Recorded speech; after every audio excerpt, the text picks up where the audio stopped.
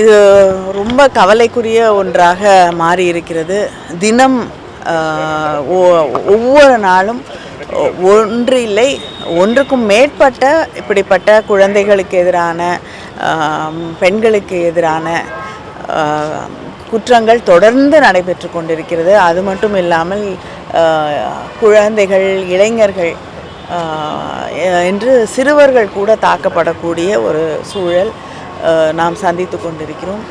சட்டம் ஒழுங்கு இருக்கிறதா என்ற ஒரு பெரிய கேள்விக்குறியாக இருக்கக்கூடிய ஒரு சூழலிலே இன்று தமிழகம் மாட்டிக்கொண்டிருப்பதை நாம் கண்கூடாக பார்க்க முடிகிறது.